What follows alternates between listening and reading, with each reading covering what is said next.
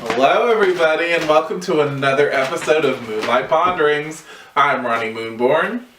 I'm Firechild. And Severine. We're talking about crystal grids today. So, I'm going to reference a book just so we have a clear definition of what crystal grids are. And it's Crystal Grids by Henry M. Mason and Brittany Petrovsky. Well, that sounds all sexy. Petrovsky. Okay, so a crystal grid is a predefined set of multiple crystals arranged in a harmonic, usually geometric relationship.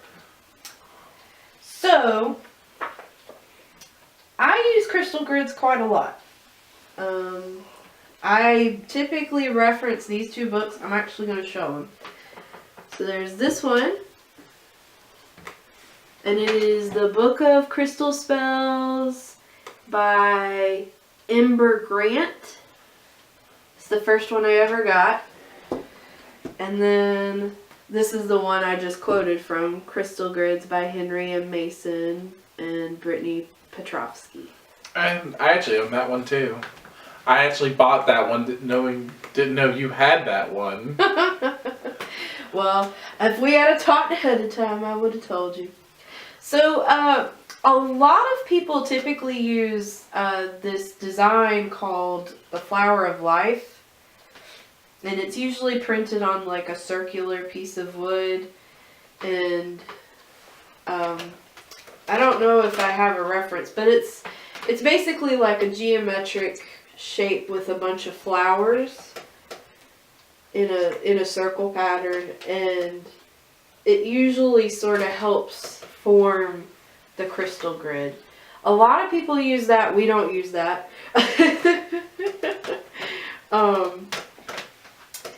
But I typically use sand or just a flat surface.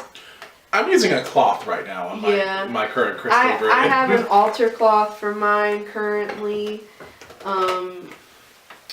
And typically what you do, the thing about a crystal grid is you kind of want to pick stones that are suited for the crystal grid. Like, there's usually a stone that's kind of central. That's your, what you call focus stone. The focus stone. And it's usually the biggest, and it's usually literally right in the center. And then you have the way stones and the desire stones, which that's just dependent on you. You don't actually have to use like that many different stones. You can, the first crystal grid I ever did was a money crystal grid, which only incorporated pyrite. And it was just a box around a dollar bill. Did it work? Yes. But I will caution, like, anytime you do a crystal grid or any kind of spell, know what you're asking for. Because what I ended up getting was a crap ton of overtime at work. I can atone to this as well, because my current one, I was not so much struggling financially, but I just could use a little extra cash. And so that's what my current grid is on. The grid's called Wealth, but that was not my intent. It was just an abundance of extra money was my intent behind it. And now, guys, I'm working like 45 hours a week. And it is... I went from, I was only working 33, and I did not like that. I like to work 40. 40 is my ideal. Well, if you're going from 33 to 45, I can see how that could be stressful. It's tiring. I mean, like, wow, I don't have energy like that. My next grid will be an energy grid. So one thing we should talk about are maybe some crystals that are, I would say, good to have.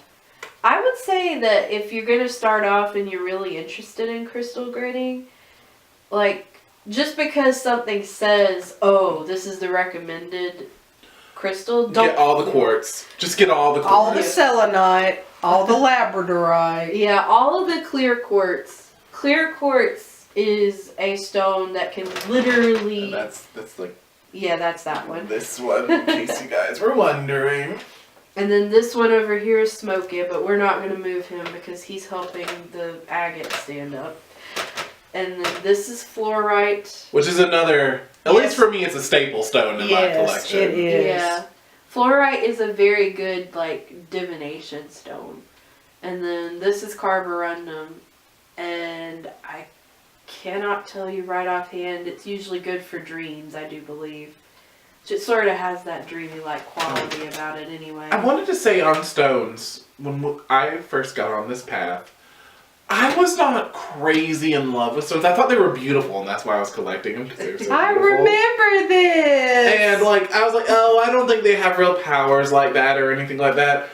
I have been converted, because I keep, I want to say it's chrysocolla. You've seen my bedroom. Mm-hmm. It's chrysocolla and amethyst is by my bed, right? Yeah.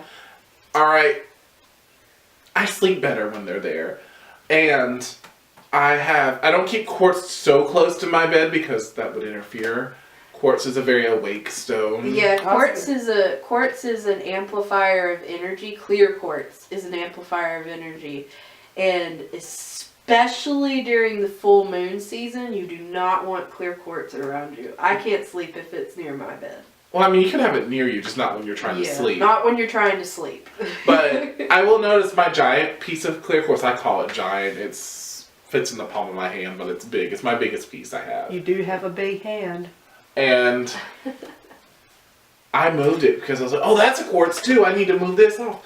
I had a nightmare after I did that. So I promptly moved that piece of quartz back to where it was. And well, I will say, like, I may be giving suggestions and all, but if it might not work that way for you. For all I know, I mean, I could have a thing with clear quartz and you might not. It might not bother you. It might not. Well, it's not that close to me though. It's like, this isn't gonna help our viewers because they're not gonna be able to tell. But like, where I am and where you are, that's the closest it is to me. So basically, the span of the table that everything's sitting on. Yeah. That's how close. That's as close as it is. Well, to then me. that's plenty far enough away. I would say if the clear quartz was as close as it is to you right now. Oh no. That would be too close. And honestly, I feel like the distance kind of depends on the stone itself. Because for me, moldavite is the one. That's the troublemaker. So moldavite I usually keep in a container for that reason if I'm not actively trying to interact with it, because I love what it does, because I feel like I go from standing on the ground to shooting up through the stratosphere in 0.2 seconds, but I don't necessarily want to be doing that when I'm trying to sleep. Although for me, I feel like shungite, which a lot of people carry with moldavite to help kind of dampen moldavite's amplifying ability, I feel like shungite's good for me as far as trying to settle down and rest, because I feel like I get a deep sinking feeling, whereas with moldavite I feel like I'm shooting up into the air. With shungite I feel like I'm just sinking down into the earth, and that's kind of soothing, Word to the wise about those stones that end in ite also. These two actually told me this. I did not know. They are technically poisonous stones, so if you put them in water and you consume said water, you can die. Yep. Do not do that. The go-to for crystal elixirs would probably be clear quartz and rose quartz and things like that. Always do research. Always look and see. Usually someone has tried it and can tell you. It didn't occur to me that stones could be poisonous. Oh yeah. Yeah. Or toxic. Well, because at some form, at the molecular level, they are all porous. So, some of those being more porous, releasing more of their matter into the water. And I feel like at this point, Severine's established the fact that agate is safe in water because she has a fish that's been living with agate for a while now, and he's not dead, so I think agate must be pretty safe in water. As long as it's not dyed. If it's dyed, then it's not safe. But if it's a natural agate slice, then it's fine. If it's got a really big hole or something in it that they can actually fit through, that could be dangerous because it's sharp possibly. But as long as you're, again, paying attention, like just like you wouldn't put a piece of like a glass thing that's like broken in there. You wouldn't put, Common sense stuff. Common sense stuff. But back to grids. Yeah. Again, this was my first grid, and I was amazed by how fast it started to work. I was not expecting it to work super duper fast. To be fair, I did set it up during the supermoon that we had. Ooh, that was fun. Didn't even it just worked out that way. I love it when stuff like that happens. I was like, ooh, I'm gonna do my crystal grid. It wasn't that I planned to do it during the supermoon. I'm going to take it down during the next full moon because I feel like it will have finished its cycle and the crystals will need to recharge. And the intent will already be in the air and in motion at that point, so... Well, I typically go by a full moon cycle. The start of the full moon and then the next full moon. I'll take it down. Sometimes I've taken them down before that if I feel called to, or like... They're like, I feel like it's done, like it's ran its course. It's done its course, or ran its course, or whatever, then I'll take it down. And that's the thing about crystal gridding, is that, yeah, there's a lot of techniques that people will tell you about and things like that, but really you should very much go off of instinct as far as like actual suggestion stuff. I can tell you that usually you can kind of tell a lot about a crystal based off of what color it is. A lot of uses and purposes and elemental associations and things like that are based on color. Like obviously green is a earth and prosperity stone, and then purple has sort of got this spiritual connection, and black is usually for banishing and protection, or things white's like for cleansing. Yeah. And yellow and light blue tend to be air. Although air is one of the elements I feel like that kind of translates in multiple colors. I think of orange for some reason when I think of air. I feel like air just does what it wants. Yeah. I've seen I feel like carborundum is a very air stone, but it's black. Although it makes sense though, because if you think that it's associated with dreams, and for you some of the imagery that you see associated with dreams is sort of like images that are suspended in the air over the sleeper, so there you go. And it does look like a stone kind of made out of the night sky, so... I wanted to go back to, we were talking about how we set up for the full moons and stuff like that. I don't want to say that that's the only time I'll ever set up a crystal grid, is it has to be during a full moon. Oh no, there's other times too that you can do stuff. I do like that though. That is I think my favorite method is the full moon method. It's my go-to if I don't know. Like if I'm like, I don't know what I want to do. I like crystal grids because it can help you visualize your spell and your magic at work. Yeah. Because especially if my goal is to eventually be able to print out the grids so I can see how it connects, each stone's connecting or whatnot. Because I'm using the Flower of Life right now. Yeah, I was gonna see if I could find an image of that. Well, this is actually, that's the this one right here, and I don't know if you guys are gonna be able to see it, but it's basically a box shape where it's like each of the four corners. That's the very first prosperity grid I ever did, and all I used was pyrite. Didn't use anything else. And you just put whatever you're trying to manifest. There's a flower I feel of like life. a lot of it deals with your intent and will. Yeah.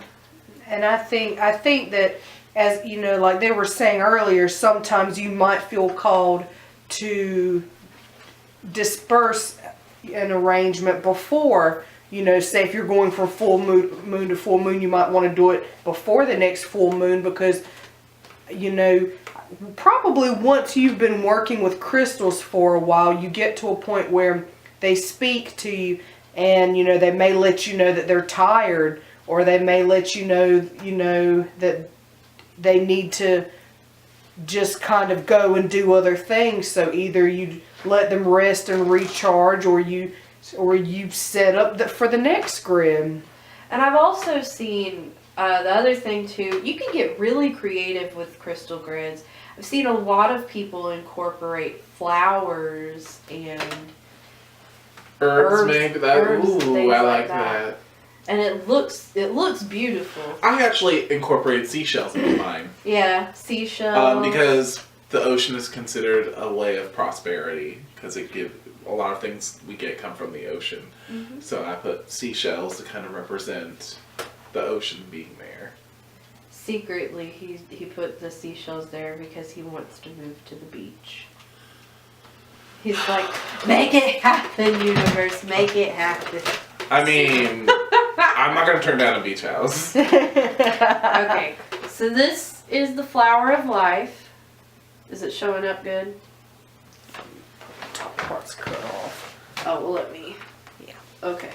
So that's pretty much the typical what people put under flower or under crystal grids. You don't have to. They do a Star of David. I've seen Yeah. spirals, Yeah. crosses, pentacles. Yeah. There's also a pentacle one under that on this page. But I mean, you don't have to do anything. It reminds me a lot of alchemy symbols. Yeah. Well, I think it sort of ties into the idea of sacred geometry.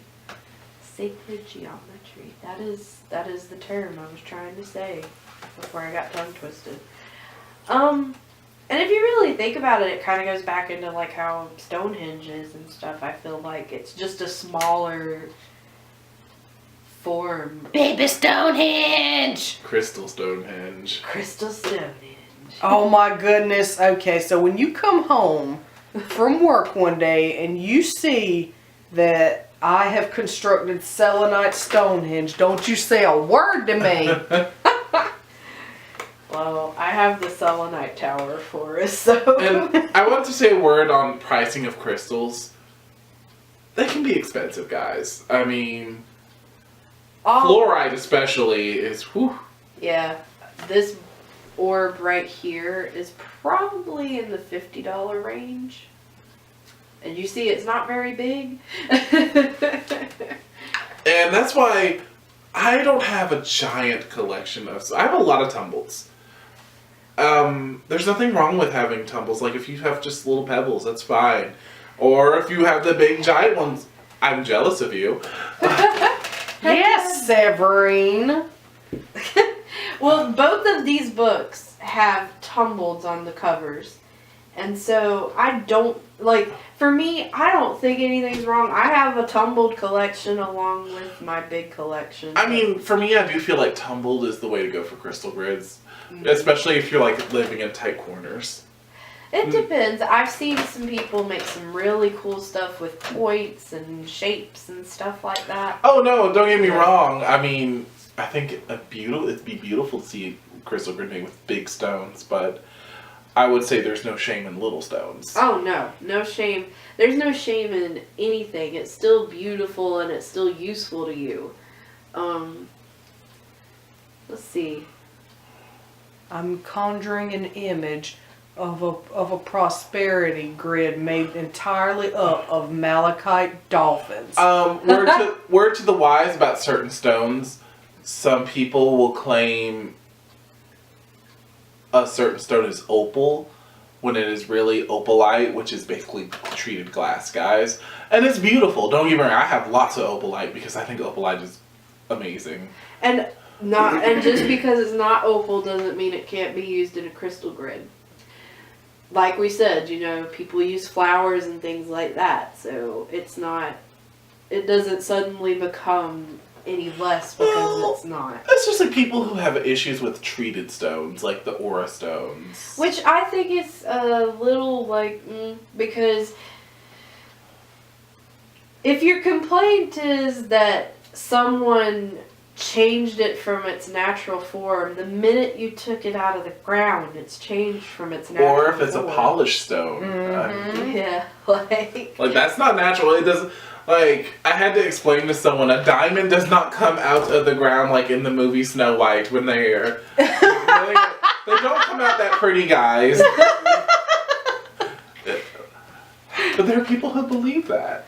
Well, I mean, if you don't know better, it's yeah, okay. exactly. It's just it's all about sharing the knowledge and educating our fellow peoples. I have a giant chunk of emerald, but if I were to refine it and polish it, it might be the size of my fingernail by the time I'm done. Make it look like the pretty little emeralds that you see. Yeah, because it's like you might have a really big chunk of emerald ore, but usually if you have an ore, you have a substrate mineral, whatever the actual emerald is contained within. So then you actually have to cut it up and find a piece of emerald big enough to polish or facet whatever and you I will. love my emerald ore, so I'm not going to do that. There you go. you love that emerald ore. And I mean, I think that's pretty much the thing about treated stones. There's not a problem with anything. I personally love aura quartz. Oh yes. Aura quartz is good. Angel aura quartz is gorgeous. Yeah, I have an angel aura geode. I have several aura amethysts. Yeah, just keep bragging. But point being, actually, because it's a metal, I would say that the combined... It enhances the stone? Yeah, I would say the combined energies enhance whatever you're trying to do. Because a lot of people use copper in spells anyway. Well, I didn't know that bismuth was a man-made stone. Yep. Until I saw a YouTube video that says make bismuth, and I was like, what? You mean I thought this was just a metal that occurred naturally? No. Actually, there is natural occurring bismuth, but it is so rare. It would probably be as expensive as natural occurring opal. Oh. Yeah. Yeah, opal is so I expensive. love opal, but guys, for a 6mm by 8mm piece is around $20 to $30. Yeah. That's Probably tiny. closer to 30. Something the size of, my pinky nail would probably be, pushing In the hundreds. Yeah, at least 150. Yeah. And as much as I love opal, So pretty. I'm not going to spend that much money on a stone. Because, okay, I'm not going to say never, because if I were ever be rolling into Benjamins, I'm telling you what, all the opal will be mine. But until then, when I'm working paycheck to paycheck, it's not going to happen. Yeah, I agree. I would love to have a big piece of opal, but it is not in the immediate Well, I mean, future. I think we all agree here we'd like malachite countertops, but... Yeah. Oh, yes. Well, you prepare food on countertops, so it might. Okay, clear quartz countertop. Oh yes. Yes. I've seen countertops where they actually encased crystals in resin. Oh, it's so. Well, see, that's beautiful. what you could do with the malachite then. Just it's encased in a resin. Yes, it's so pretty. Because I've seen labradorite ones. And Oh my goodness. wow, that's too dark for me. I could not have that in my house. Well, if you offset it with, light colors, maybe, with pale grays, because, oh my goodness, that flashed over. But in case you're all wondering, that's why granite is very expensive, because it's full of precious stones. That's what that little shine that's in your granite countertops, that's probably a type of quartz. Not surprising. One thing I really love is when I get a stone, Like, I have a few pieces of quartz and fluorite that actually contain natural opalite in them. That is, to me, like, the best reward ever. It's like, yes! Yeah, I totally agree. I have an anhydro quartz too, which has water that's been trapped in there like since prehistoric times. Oh, I have a tiny one of those. Yeah. Ew, dinosaur pee. You've been putting dinosaur blood on your face for years, so... That's what petroleum jelly is, guys. Oh, So back to crystal grids. Oh, bones would be good in a crystal grid. oh, that would be good. If you do bone work, I know some people that keep skulls. I had a friend, she would find them. So she'd boil them down, clean them good, and they'd sit on her desk. I believe she had a cat skull, and a dog skull at one point. And if you are interested in skulls, one good way to clean them, if you happen to live in a place where ants are rampant, stir those guys up and toss that thing on there. They will clean it in a jiffy, and then all you have to do is, do the bleaching and such. I did not. I mean, I kind of knew that, but I would never thought to have done that. Yep. Wow. Well, and the only reason I say that, I've been looking into a lot of traditional native practices, and a number of elders have told me that if you want to work with turtle shells, a lot of people make purses to go with their regalia out of turtle shells, and that's what they do. They actually put the turtle on the ant pile, and when they're done, all that's left is the shell, so you can clean it and do whatever you need to do. So that's something you could do for your bones if you want to incorporate them in your grids. I can't remember, but when we lived, when I say in the country, I mean even more in the country than when I live now. We used to find dog bones everywhere. And like for a moment I was like convinced that there was this monster eating dogs left and right. The Bladenboro beast. I don't know, we were kind of close to Bladen County at that point. Oh, well, maybe. Oh my goodness. But- Have you ever heard of the Bladenboro beast? I have. not. It's actually been on Monster Quest, I think. They did a thing on it. Basically a North Carolina panther that drinks blood from animals. So it's our chupacabra. Yes. Oh, okay. Yeah. Well, okay, so I'm going to tell you what I'm not going to use a crystal grid in honor of. But seashells I think is good for, again, seashells would be great in a crystal grid because technically they are a type of mineral that is formed also. So if you want to get technical, Some people use hair. glass is good because glass is made from sand. Yep. You could probably use ribbon and fabric too, I would think. Yeah, especially if you do color magic, that'd be a good thing. And I suggested the hair, like if you work with animals and you're a bit squeamish of bones, well, you can use some fur clippings. Yep, I have a little bottle of wolf fur.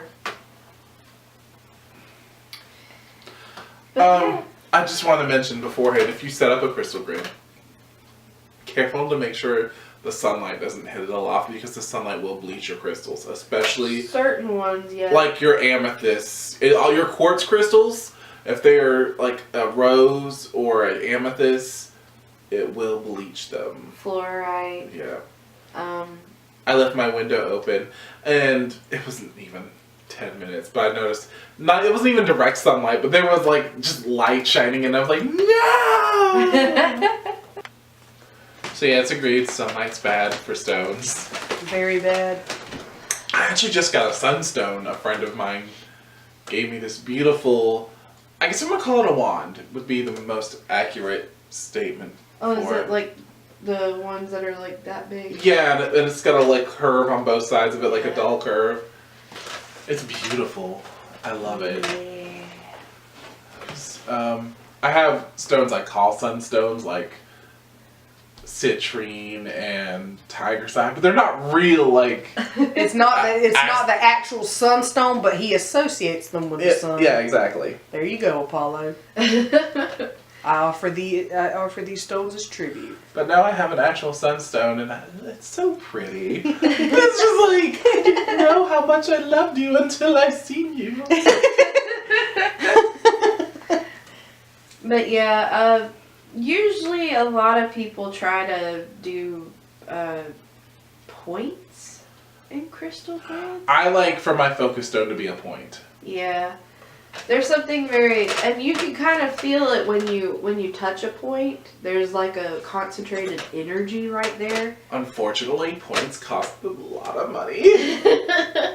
I guess that's the point, no pun intended, of the the crystal points, because the idea is that the energy is concentrated as it moves up to the very point at which point it's expelled.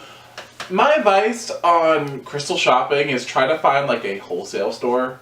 Yeah. We found one in Myrtle Beach that we absolutely love, me and Severine. It's called Black Market Minerals. Maybe one day we can do a tour of it for you guys, but I mean, I got a nice 3-inch chevroned fluorite. For those of you who know crystals, that's a $20 stone right there. I got it for $6. Yeah. And I mean, like, and it has opalite in it. So you can find some gems there. They have big signature pieces there for very reasonable prices. Not saying that like stores that are metaphysical shops are overcharging on their stones. They do have to make a profit of it. They're probably paying the wholesale price as well. Yeah. So they have to make a profit off of that. So please, by no means, go to a metaphysical store and be like, how dare you charge this much money for this? Now, word to the wise, on that same note, know your stones. Because we have been to some stores and they are overcharging on some stones. Yeah, because you have to take into account the quality, because if you are an aficionado of the geologic persuasion, then you're probably going to be able to tell what grade a particular mineral is. So yes, if you can find a wholesale piece, a 3-inch piece of fluorite for $7, well, yeah, that's all well and good. If you don't care about grade, that's fine. But for the more discerning customer, if you see that same piece and it's $25, well, you're probably going to be able to tell some difference in quality. Yeah, and I would say that about any metaphysical store is like, it's not so much like you should be upset with them, which is not what we're saying, because they could be selling a piece that is that expensive for a very good reason. Like, it could actually cost that much. They could actually have... It could have a very precious stone inside it as well. Yeah. You never know. And, I mean... Carved, like if it's carved especially, like those little angel opalites you see, those should cost some money because someone had to carve that angel out. Or the skull stones, someone had to carve those out. If for stones, like citrine and topaz, a carved piece is gonna cost a pretty penny, because they had to carve it, then they had to polish it and carve it and do all that fun stuff. Also, if it's a shaded quartz like citrine or amethyst, how deep is the color? Because amethyst is really deep in purple, it's going to cost you a lot more. Way more. I don't even know how I got this piece of amethyst. It is the darkest piece of amethyst I have ever seen. It's tiny though, so I don't think it's worth a whole lot. But I'm like, man, I got really lucky getting this piece. That deep color is the way that it's supposed to be, but a lot of times it gets bleached in the sun and you get that lavender colored amethyst. Which that's the thing. Like if you go somewhere and you think that, oh well, this is more expensive than this other store, it could very well be that they have a more expensive piece. And if you don't care about grade and things like that, like Firechild is saying, then just go to the other store and get the one that's cheaper. And yeah, because like I said, it could be cheap for a reason. Yeah. Now, I have to say Black Market Minerals has some very nice pieces for very extraordinary prices. I did think so too. But too, you never know with their situation. I imagine that they get a lot of things in bulk. So Yeah. they don't have to quite price it the same. Which a metaphysical store might not have that same possibility. Well, it also depends on who their distributors are and stuff like that. Because I can remember, for those of you that don't know, malachite is a stone that is disappearing because there's not an unlimited amount of it. If I can remember, it was formed by a meteor hitting the Earth, and that's where all the malachite came from. That is it. So once it's been mined, it's gone. Probably the same for azurite and chrysocolla then, because they form with malachite. Although I don't know, they might have formed without it before that. So That's really sad to think that all the pretty alien rocks disappearing. Hey, I have some of those alien rocks, so I'm good. don't say sad. Another meteorite could hit us. Oh yeah, yeah. So yeah, you know what we were saying. Be careful what you wish for. Don't listen. Don't We're listen. gonna have to make an anti-crystal grid for Firechild. No meteorites. Don't listen, Mr. Fluorite Ball. No one use meteor, please. No. Use holy now. Yes, gotta love the little nerdy quips. But I think I would really love to get a piece of like another planet, a rock from another planet. A piece of the moon would be awesome. Yes. Yes. I want a piece of, I don't know, Jupiter. But we don't know if Jupiter actually is a core, do we? Did we ever discover if it has a core? That's a good question. Because as far as I know, it's a gas planet. So hey, we'll go with Pluto. I want a piece of Pluto. Pluto's a moon. I want a piece of. Shut up. Shut up. I want a piece of Uranus. You'd be set for life.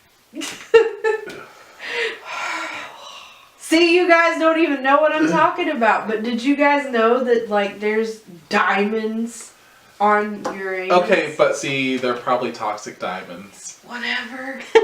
Because they actually have discovered a planet. It's made of complete diamond. It's a planet of diamonds. But the diamonds, the sunlight that hits that planet has made them toxic. Hashtag going to mine all them diamonds. And you're gonna die. Astronomy is a very interesting thing. I love astronomy. I've been watching Crash Course Astronomy this week, and that's how I found out about the diamonds. And I was like, I think a piece of Mars would be fun to have. yes. And a piece of Mercury and Venus. My goodness, could you imagine those things in a celestial crystal grid, guys? Come on. I would like to have, I used to have, when my grandparents went to Hawaii, they brought me back a piece of lava. And I lost it. Because, I was 7. Oh. And, a 7-year-old doesn't keep up with. I actually had a whole giant piece of quartz, guys. My grandparents, again, they had stones in their yard, and I just found this one that looked like an egg to me. And for something, they had this giant boulder. Someone told me, throw it against the boulder. So I did. I was in preschool. So this is like little 4-year-old Ronnie, guys. But I threw it, and the stone broke in half. I thought I was He-Man. And then I looked at it and picked it up, and I noticed it's clear on the inside. And my parents didn't know what it was back then, because they weren't into crystals. But I took it to pre-K for show and tell, and funny enough, my pre-K teacher had a friend who was a geologist. And so I gave her one of the hats right back. She's like, this is a quartz. Oh. And what did 5-year-old Ronnie do with the quartz, or 4-year-old Ronnie? Took a crayon and colored it on the inside. Then realized he ruined it and throws it away. Oh, Oh, 5-year-old me. It was a crayon. It probably would have come off. It's wax. Yeah. But you see, to the 4 or 5-year-old me, I You ruined ruined it. it. Wow. It's alright. I think that everyone either accidentally mistreats a crystal or something at some point. Well, we've talked about how some of us have shattered crystals. I've shattered a little piece of fluorite I had. Broke my heart at first. And then it revealed the opalite inside and made me happy. And if you do, with for us, we have a lot of selenite. And selenite, over time, pieces come off of it. Even, like this piece of carborundum, it's probably going to shed a little bit after we pick it up. But we're going to save those shavings because selenite dust is also known as moon dust. Yes. And you can do things with moon dust. And I don't know what I'd call carborite dust because it reminds me of the night. But it's stardust. Hashtag we created it. Hashtag copywriting right now. Hashtag I will sue you if you try to use this term. Hashtag trademark. So we don't want this to crumble anytime soon, but Well, pieces will come off of it anyway. Just like with selenite. Whenever you pick up a selenite, one of the selenite towers that I have, there's little hair-like follicles on it that come off. And if you buy a piece like that to crumble in the dust, if that's your intent, I'm not going to judge you for it. I just don't think I could have the heart to crush a crystal or shatter a crystal. It would already have to be at that point where it was crushed on its own. Exactly. Like, it fell, and so now we have to kind of utilize the leftovers. So I'm crushing this fluorite orb. Bitch! We gonna fight. You ain't touching my fluorite. No. Well, see, fluorite's not a stone that tends to break over time, so It'll break with this hammer. I think we'd all have to fight. There would be, guys, there would be a message on the camera going, please excuse the amount of violence that's about to happen. Or, due to the blood and gore, we cannot, image cannot be shown right now. Before all of that, you would hear do do do do do do do do do do do. Mortal Kombat! Because she would die. And then we go rate her crystal collection. That is rude. I call the labradorite. Do do do do. Finish her. Oh, you mean her palm stone labradorite? Yeah, you can have that one. Because she has more than one piece of labradorite. Oh my goodness. I would give you the statement piece. Can you guys deserve not, dig my goods up and I'm sitting here? Yeah, to be fair. We kind of are. You are horrible human beings. But what I You're the one talking about crushing a fluorite orb. I wasn't talking about killing you with it. Okay, but see, here's my thing I meant to say beforehand. We kind of have this non-verbal agreement that I'm making verbal now. That in the event of one of our demise, the other two will raid the crystal collection of the other.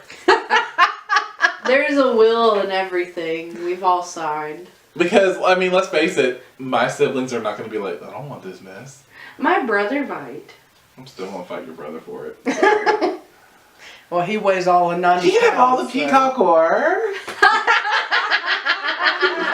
And I'll let him have. He ain't getting the sunlight. He ain't getting that lab words. He doesn't need the fluorite. No, he doesn't get the fluorite orb because he has a giant, beautiful orb of Doesn't he have a fluorite orb? Yeah, he has a fluorite orb that's like twice as big. Exactly, as this so one. he doesn't get that. He doesn't get the agate over there. I'll adopt the dragon. Considering how you reacted the last time you were, you know, playing with dragons not of your own volition, are you sure that's wise? I've come to respect dragons. I have a dragon now, so I respect Oh, dragons. do I you? told you this. And Not on the besides, video, Aisling, but- Oh. Aisling is kind of like a He likes me. yeah. He likes you guys. Aww. But let me see. What would I give you of Severings? You knew that already. What piece would I let you take of Severings that I wouldn't fight you for? Oh, her bismuth is mine, by the way. Excuse you. I would like it more, Uh-huh. but I would. Uh-huh. But these are facts. These are lies. Hashtag facts. I hashtagged it, so it's true. What? I have So the what's raw, the world raw coming to? malachite. Dibs. I get your halite. And this giant piece of amethyst behind me that y'all can't see. Dibs.